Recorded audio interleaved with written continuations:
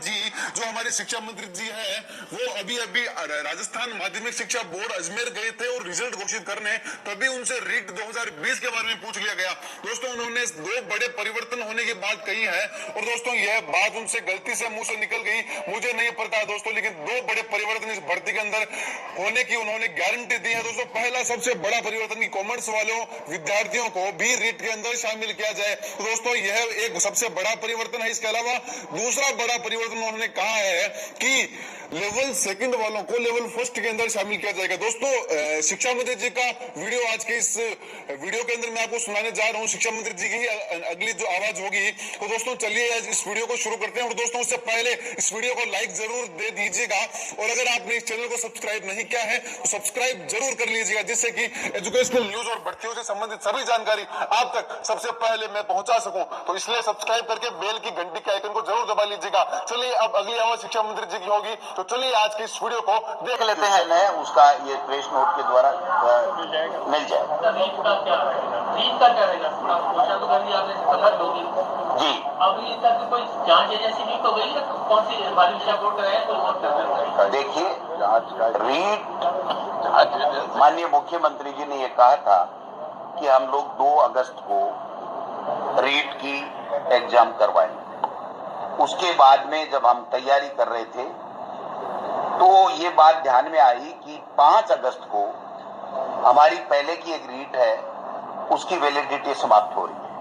क्योंकि जिस दिन एग्जाम की जाती है उस दिन वैलिडिटी मानी जाती है, तो 3 दिन में मैं समझता हूं फिर रिजल्ट आता, उससे पहले उसकी वैलिडिटी खत्म हो जाती। तो हमने इस डेट को आगे खिसका करके 2 सितंबर किया। जितनी मीटिंगें करनी थी कर ली, लेकिन इसमें जो इश्यू है, एक तो एनसीटी ने हमें गाइडलाइन दी है कि कॉमर्स के विद्यार्थियों को इसमें शामिल करना है। एक गाइडलाइन ये भी आई है कि जो बीएड के लोग हैं वो L1 में भी परीक्षा में भी शामिल हो सकते हैं। तो दूसरे इन चीजों के ऊपर हम लोग मीटिंग करके हमने तय किया है, उसके लिए हमें अमेंडमेंट करने पड़ेंगे। और वो अमेंडमेंट चूंकि ये भर्ती पंचायत राज की भर्ती है, तो निश्चित रूप से पंचायत राज के साथ में बैठक करके इसके ऊपर निर्णय लिया जाता। उससे पहले कोरोना इस प्रकार से फैल गया कि हम लोग जब विद्यालय ही नहीं खोल पा रहे हैं तो बच्चों को किस पढ़ाएंगे।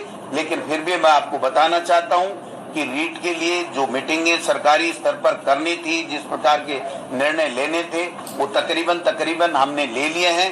अब जो अमेंडमेंट का काम है वो अमेंडमेंट का काम माननीय मुख्यमंत्री जी से जो अप्रूवल के बाद में उस अमेंडमेंट के लिए हमको आगे जाना है और जो ही ये सारी प्रक्रिया पूरी हो जाएगी तो रीट की भर्ती के लिए ऐलान किया जाएगा और एग्जाम करा करके और नए शिक्षित बेरोजगारों को टीचर बनने का अवसर प्रदान हमारी सरकार के द्वारा किया जाएगा। कौन करवाएगा? ये अंतिम समय में जब होता है तभी होता है। आज कोई एजेंसी तय होना नहीं होना कोई तय नहीं होता है, ये लास्ट का काम है। जब हम पैटर्न तय कर लेते हैं तो उसके बाद में एजेंसी की बात है। तो आगे बढ़ाने में अच्छे